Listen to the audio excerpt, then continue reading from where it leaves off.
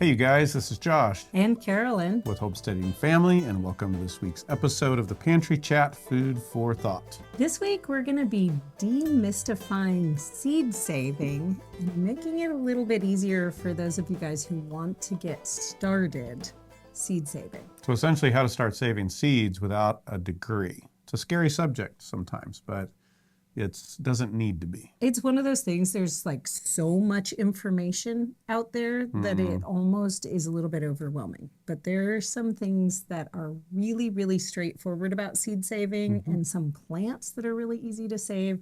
So we're going to be jumping into how to start seed saving in a really non-scary way. Yep, I like it. All Cool. right. Well, cool. But before we do, what's going on? Oh, okay. There's a lot happening right now. This is feeling like a very busy season. Even in our break year, this is our year where we're trying to slow things down a little bit and do a few less projects. Even with that, I feel like we're like hitting busy time of year. I guess it's always busy, no matter what. Just life feels busy sometimes. But we just came off kids doing VBS, so that means a lot of driving around, coming and going. Up earlier to make that happen. When you guys are listening to this, actually the day this airs, you know what day that is? I have no idea. You're going to enlighten us. I'm going to tell you, it's our anniversary.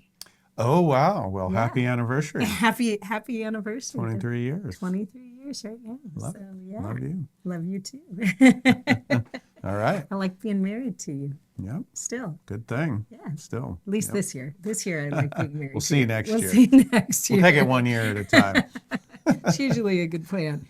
But we will also be, right when you're hearing this, at the Modern Homesteading Conference in Coeur d'Alene. It'll be fun. So hopefully we'll be meeting a bunch of you guys and getting to hang out. Is that dedication or what? We're at a homesteading conference on our anniversary.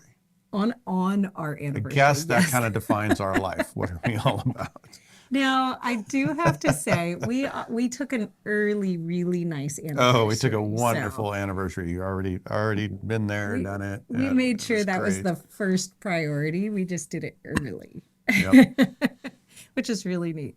There's also some big changes coming up. We're working on behind the scenes to the podcast here. I can't tell you a whole lot more than that, but make sure you keep your ears open. And there's some big stuff going to happen early in August, which is going to include a bunch of giveaways. So it's going to be fun. All right. So, but we're doing a little housekeeping. You know, some of these things, we have been putting content out since early 2017. Early 2017. 8.5 years. We have like over 500 YouTube videos out at this point. Wow. I think we're on episode almost 250 of the Pantry Chat. Yeah, the Pantry Chat's been going since 2018. I would say 18. So we're talking seven-ish years. Yeah, so long time. Yeah. So we're in the backdrop doing a little bit of house cleaning, making sure that we're reaching the right people to get the homesteading message out there, make sure that it is really helping all of you guys. So if you have any thoughts you want to share about the Pantry Chat, this is the moment to get them in. You can always email us at joshandcarolyn@homesteadingfamily.com and give us your thoughts or your opinions. Well, and you know, our primary goal in the Pantry Chat was to talk about things that are hard to just do how-tos on, right? A lot of things we just need to talk it out. There's things that you can't just show. And so that was our goal when we started. Right. We're kind of revisiting, what is this about? Is it serving you guys well? And so, yeah, your feedback on like what you like, what you don't like, what you think would help, will help us make this even better. Yeah. I'd also love to know, do you like the different segments we do? Like the Chit Chat? We've asked about the Chit Chat a lot. People usually like the Chit Chat. That's the overwhelming response. But let's ask again. Some people say we talk too much, but I feel like it's a podcast, duh. We could sit here and just look at each other for a while. Maybe sometimes we talk about the wrong things too much. There we go. Yeah. Yeah. Yeah, so I think that's a good point. Do you like Segments. that? Do you like the Q&A session where we're actually answering somebody's question?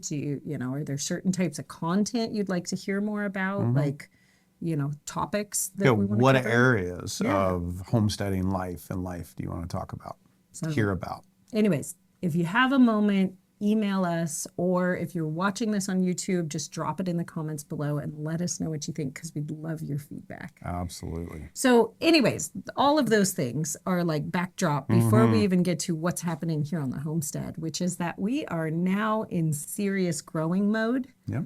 Everything's planted, which is great. It means we're kind of in the summer.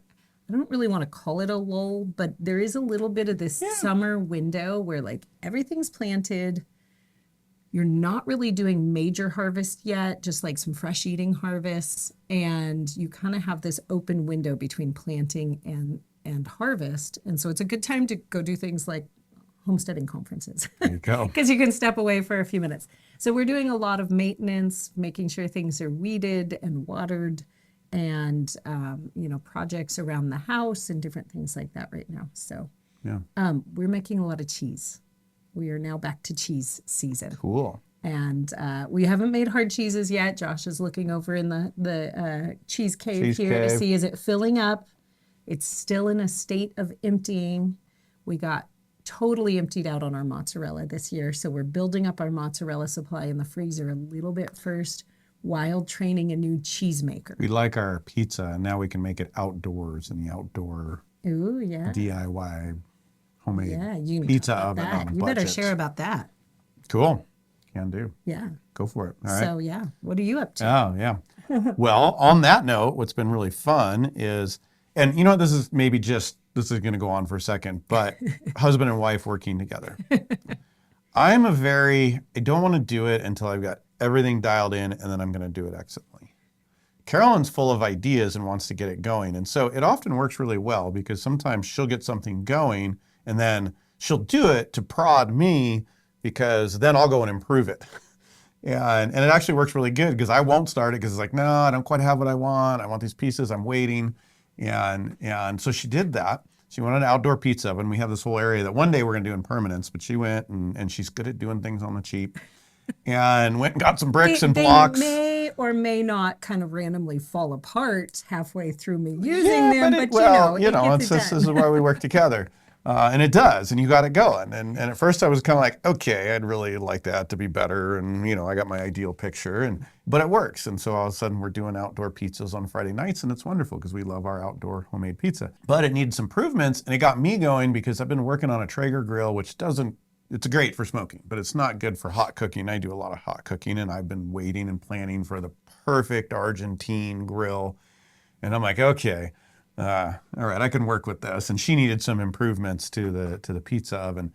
And so that's been the fun thing, where I went and took your idea, went cheap, simple, bare bones, and built a new wood grill out of a couple bricks. And hopefully, I don't think we haven't used it yet, the pizza oven.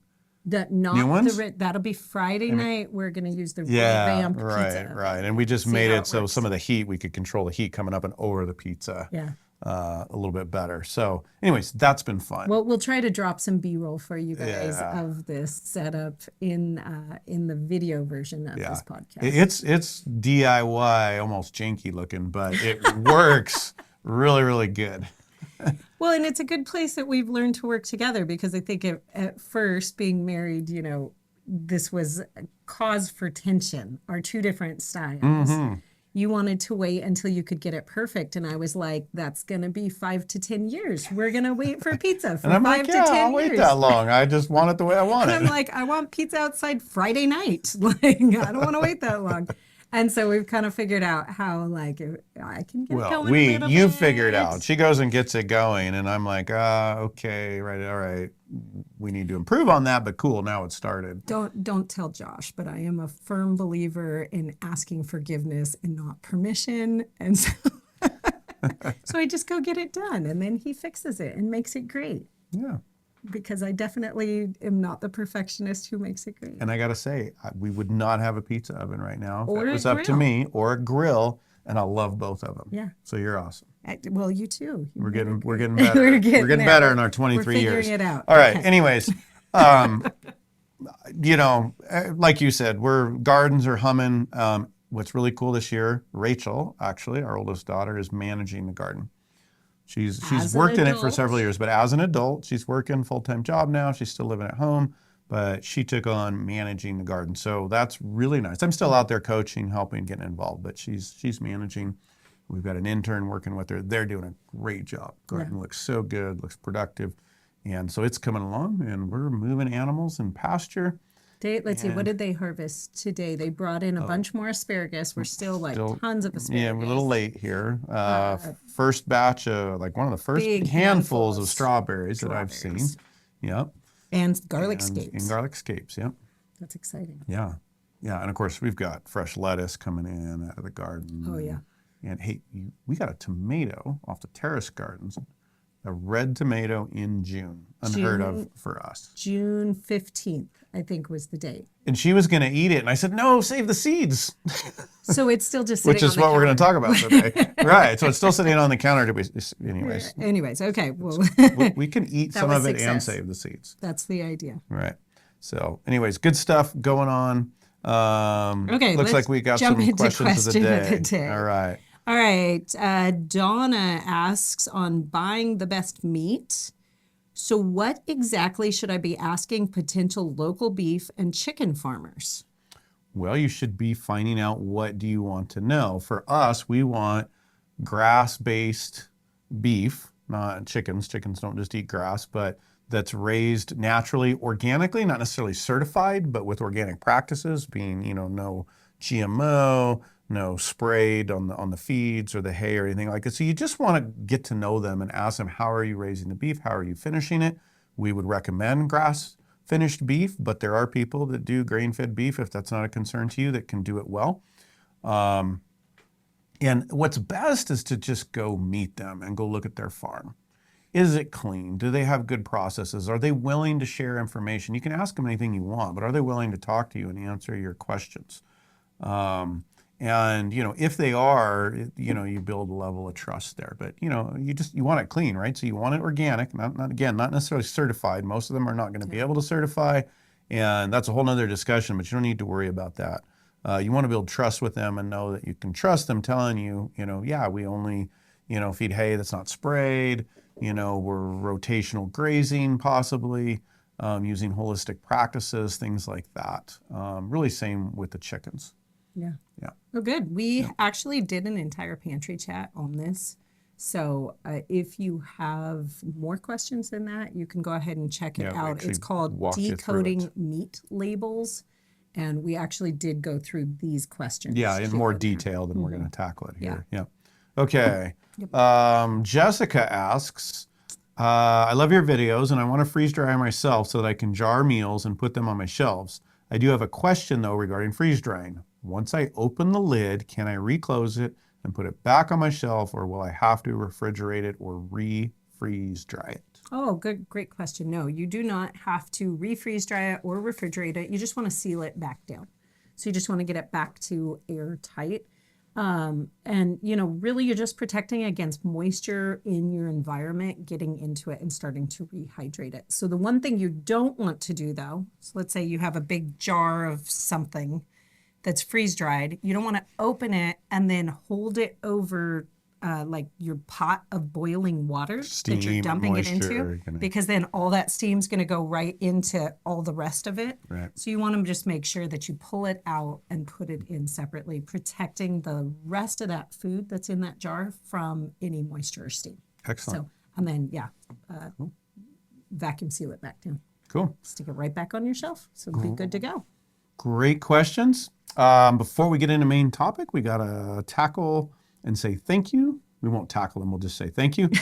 We do really like them, but tackling them might be a little demonstrative. Might be a little bit much.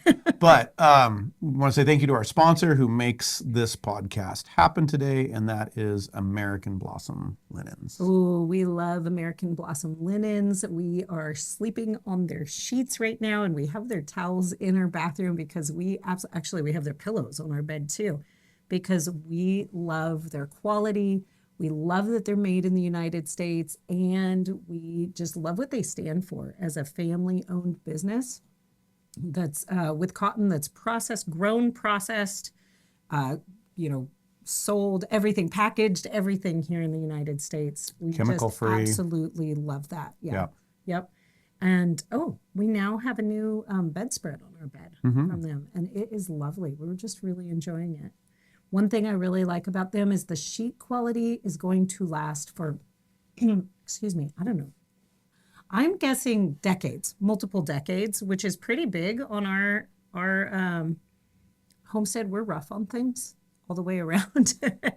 And so I think that those sheets will last for an extremely long time, and they just keep getting softer and nicer the more we wash them. They do. I think they've got a pretty solid, it's not in our notes, but I think they have a pretty solid guarantee as well. Oh, it's like 2 years. Yeah. I mean, you'd be throwing away your for Walmart sheets by the time that guarantee even comes up. Right. So, yeah. So if you're tired of imports from certain countries that we're just tired of buying stuff from, or you're tired of cheap junk that's throwaway junk and you want quality, check out American Blossom Linens. And they will give you, as a homesteading family listener, 20% off and free shipping on anything you buy. So like take advantage of that in one shot. Just use Homesteading Family as the coupon code. All one word, Homesteading Family. Word. Yeah.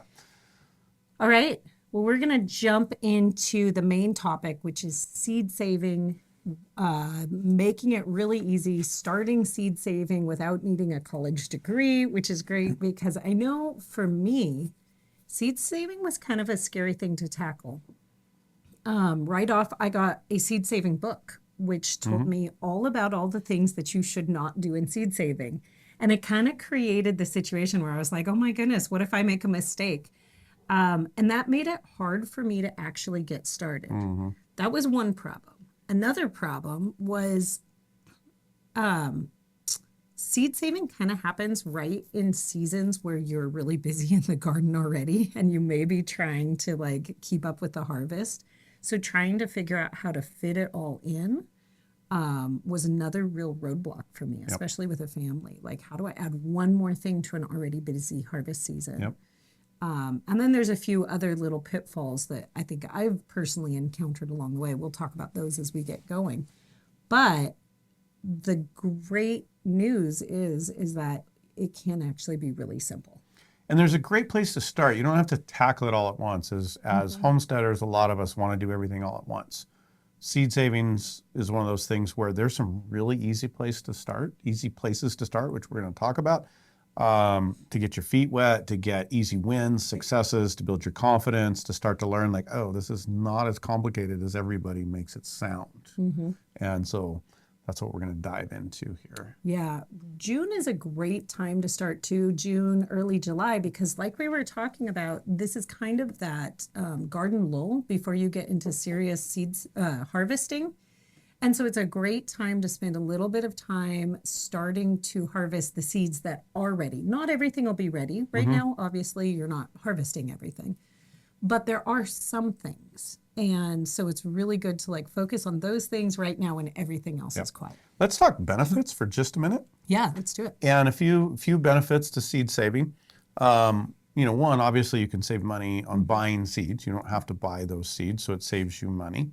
And it creates you a little security as you start saving your own seeds. You're not worried about buying them. You've got your own supply. One of the huge benefits is that you can start to select for what grows well on your land, right in your own spot, in your own soil, dealing with your environment. And so we call that land racing, but you start to save seeds that are doing the best in your environment and are displaying the traits that you want as well, and that is super, super powerful when you combine that with the seed saving, the money saving aspect of it.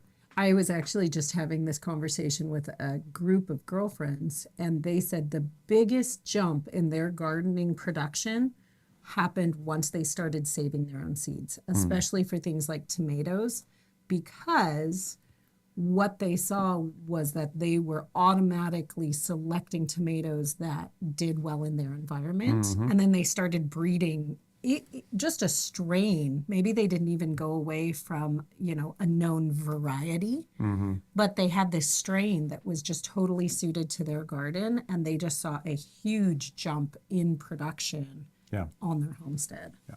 So it can be a really important thing to do. Cool. Yeah. So where to start? What's like the number one easiest number one easiest to start with? Like if you're gonna focus on one thing in a year, what would you say what would your opinion be? Because I think you and I might have a different opinion, so we'll end up giving people two, but what would be your first go-to? Oh my goodness. For you're brand new to seed saving, but you've been gardening and you just want to get some success. That's hard for me, but I'll do one that I think you're not going to do. And I think that's actually some of the annual herbs. Interesting. Can be some of the, like calendula or cilantro or basil. You guys, those are so easy to seed save. That's just really high on my list.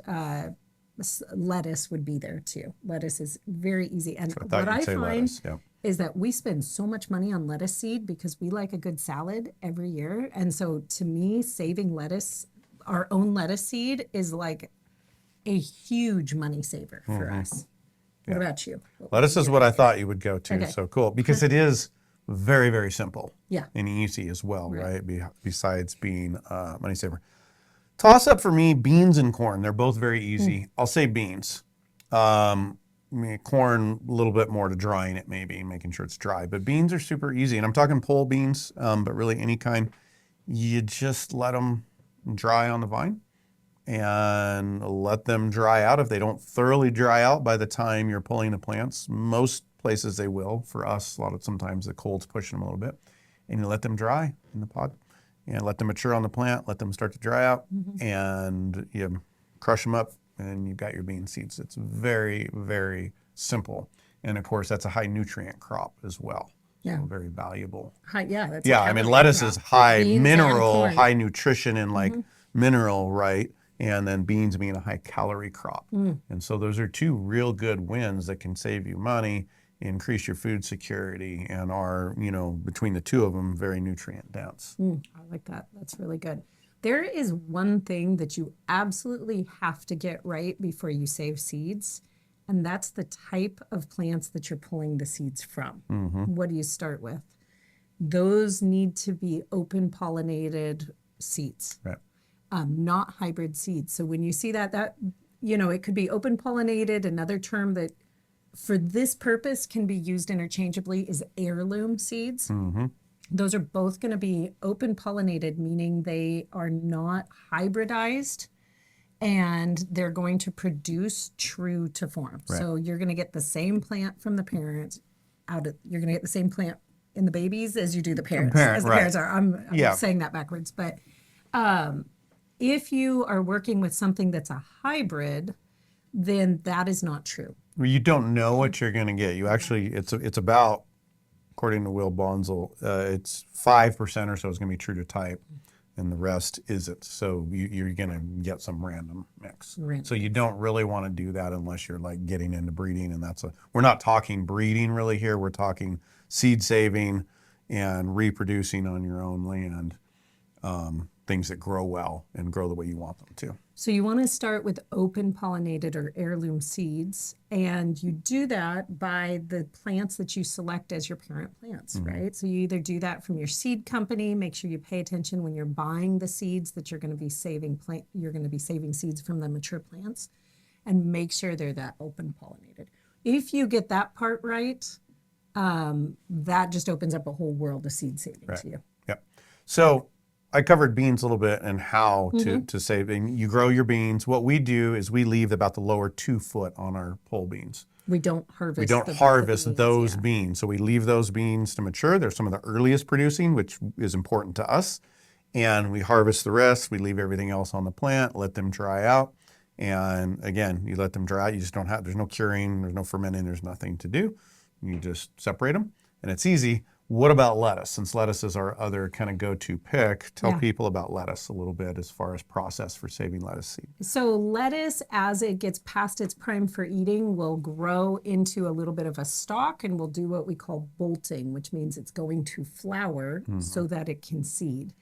So what you want to do is after the flowering stage, it sets little seed pods. And the big trick to lettuce is catching them before they just self-sow all over your garden and shatter is what they call it.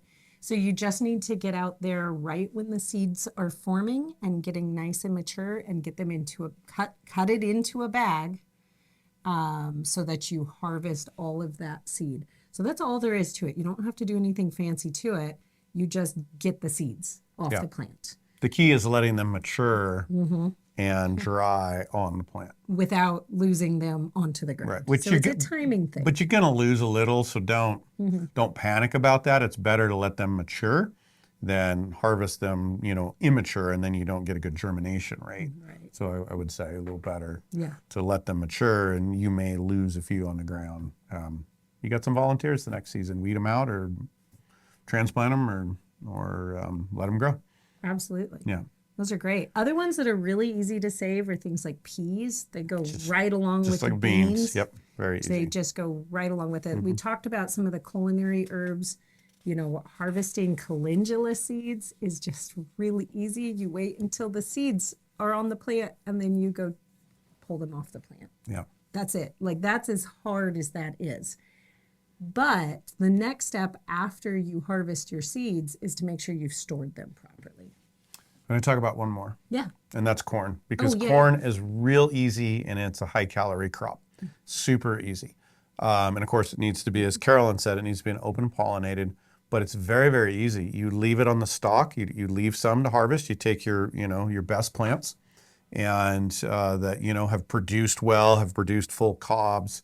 If you're short season like us, it's like ones that have done that early. And you leave them on the stalk and let them dry out.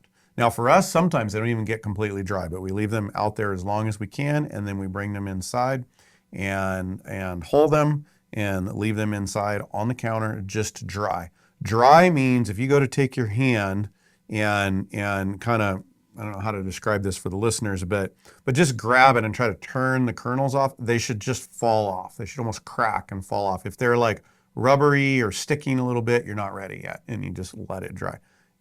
That's it. It's really, really easy. And of course, we all love corn, and it's super easy to save.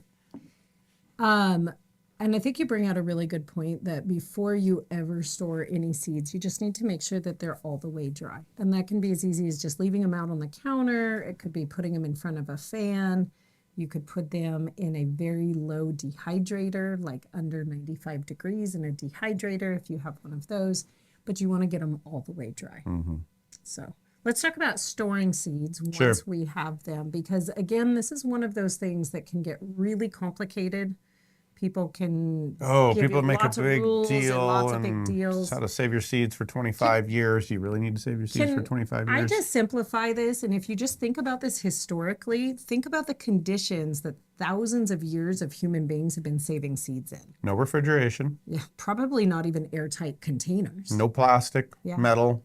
Yeah, no temperature control, no anything like that. How'd they do that? And we survived somehow for all those thousands of years. Sometimes thinking about what did people have before modern technology helps just simplify the whole conversation, because you're like, well, grandma's been doing this for thousands of years and we're still here growing plants. Yep. So you can take a deep breath. This doesn't have to be complicated. What you do have to be aware of is that there are what I like to call enemies to the viability of your seeds. So you got to protect them from these certain enemies. Things. Right. Your major enemies are, you've got moisture. Moisture is your key one, right? What does a seed need to sprout? It needs moisture. So as soon as it gets moisture, it's so either going to rot or sprout. So that is the key principle over all the other ones, is dry. Keep everything dry. Right. Another one is light, direct sunlight. We don't want to start degrading the nutrients in the seed by getting it into direct sunlight. So you want to store it somewhere relatively dark. That doesn't mean pitch black. It just means don't store it in the windowsill of your kitchen. Darker the better. Yeah. You also want to protect it from excessive temperature and temperature swings. Yeah, variations more than anything, extreme temperature variations. And what often comes with temperature variation is some sort of moisture variation. And so then you're going to hit the place where you can either get them germinating early or rotting or something else if you've got the wrong combinations of moisture and temperature. So if you kind of work out those three things, you have a really simple seed storage system. Let me just give a demonstration of like how easy this can be. And this is not something we talked about, but we save our seeds from our root crops, which are biennial, which a little more of a process to get there, but the actual saving the seed is the same as the lettuce. Very, very easy. We literally pulled them off, stuck them in paper bags, and had them in I'm not sure if it was down here or where it was at. It was upstairs off the kitchen. Yeah, somewhere. and in a relatively dry place, relatively dark, dry place in the paper bag that we harvested them in. Now, we live in a pretty dry area, so we can get away with that. If you live in a really humid area, that might not work for you. But, really you're going from one harvest to the next spring. Right. So you're getting through the driest time of year for most of us. So. It's that simple, keeping it dry, keeping it dark, keeping it temperature stable, moderate to lower temperatures. You certainly can freeze them. You can put them in plastic. A lot of ours are in plastic bins. That's more just for protection and organization, not so much for seed viability because we've already got the other pieces covered. And so those are valuable. And I want to say there's nothing wrong with airlocking them, freezing them. And if you're wanting to do multi-year long-term storage and, really get all secure and prepped, I guess you can do that. But you're worrying about a lot and you're doing a lot of work that you don't need to do. Yeah. I mean, really, if the goal is to get to growing your garden next year, you need a year's worth of seed. It's always good to, old adages, you never plant all your seed. You always leave some left over in case of a crop failure. But here we are in the modern world. We actually do still have seed companies available for us. So if you have a failure, you can always just go buy some seed. And I want to lean into somebody that I know that's lived this out over the last 6 or 7 decades. And Will Bonsall, you probably don't know his name, but he has been instrumental and huge in bringing open pollinated heirloom seeds back to market over the last couple decades. And he's worked with countries all over the world with the USDA. And his seed storage is still paper seed containers in his house in a temperature stable room. Has been all these decades, and he's a master at seed saving and teaching it. And it's that simple. He's just now starting to go to some other measures, but that's because he's getting older and he's got things that he's propagated, grown over the years that he wants to make sure it gets protected for the long term. So he is starting to do some 5-year, 10-year type thoughts because he's getting pretty advanced in age. And he wants to secure some of that in case the transfer doesn't get maintained. Yeah. But aside from that, it's all been just simple. Harvest it, dry it, get it in a nice dark place in easy packages, and there you go. That's pretty simple. Yeah. Do you know what the number one rule that I always say of homesteading is? Label everything. Yeah. Just make sure you put the label on it. That is like the number one tool for homesteading is a Sharpie, in my opinion. So let's label everything, just put a label on it. Let's flesh that out. So you want to know what it is, right? It's a tomato, what variety, if it's, a particular variety, when you harvested it. Yeah. And if you're trying to you're trying to save, certain type of tomato that you like, the shape of it, the size of it, the timing on ripening, whatever it is, jot down a couple notes of what is special about that. Yeah. So that you know. Yeah. There you go. Yeah. It's good. It's important to label. That seems like such a simple thing, but I think all of us have not labeled something and then we go back and we're like, what's this? I have no idea. Right. So, that's always an important thing. Really quickly, let's cover some of the common crops that maybe a beginner seed saver, it wouldn't be ideal for them to start with because there's other considerations or there's more advanced methods. Yeah. Well, tomatoes are a fermentation process. It's actually not that hard, but it is a little bit more management and paying attention to get it right, unless you're just going to throw them down in the ground and let them come up next year, which works sometimes. But if you want a stable process, tomatoes is maybe get a few wins somewhere else. Yeah. Winter squash. Yeah, definitely any squash. Any squash.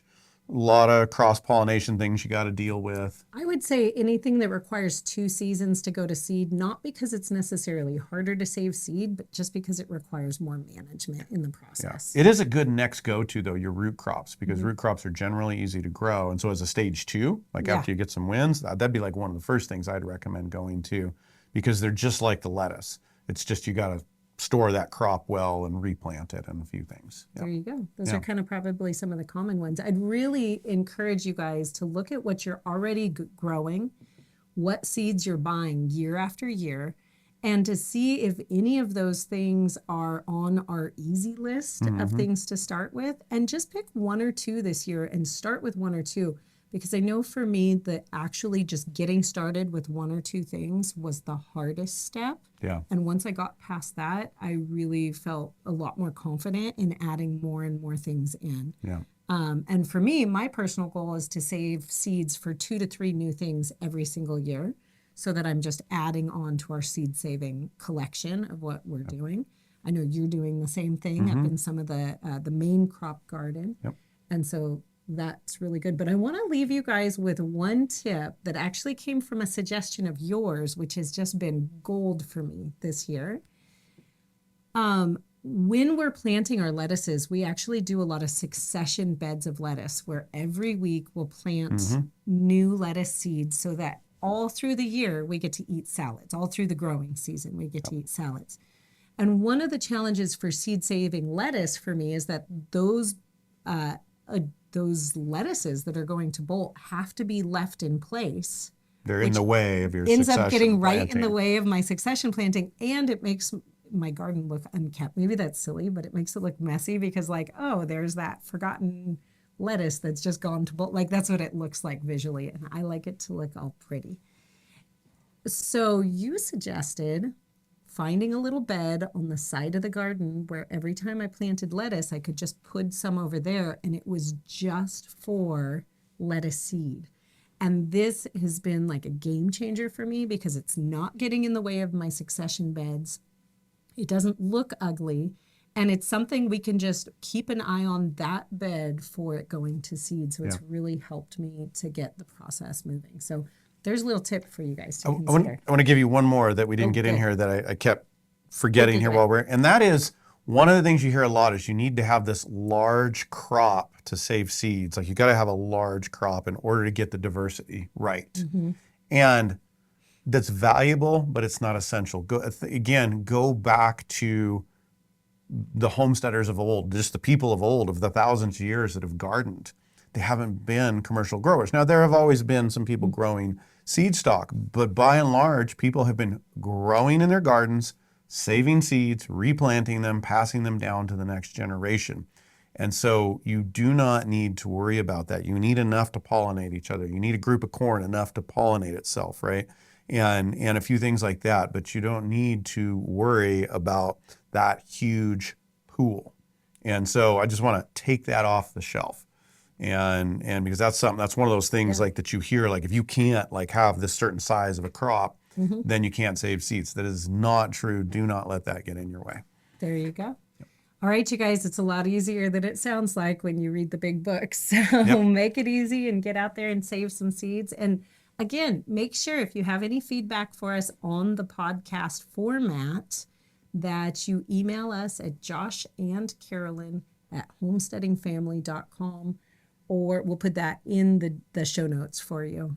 Or leave a comment below if you're watching in video. And thanks for joining us. We'll see you soon. Goodbye. Thanks for listening to this episode of the Pantry Chat Food for Thought. If you've enjoyed this episode, please subscribe, rate, and review. To view the show notes and any other resources mentioned on this episode, you can learn more at homesteadingfamily.com/podcast. We'll see you soon. Goodbye.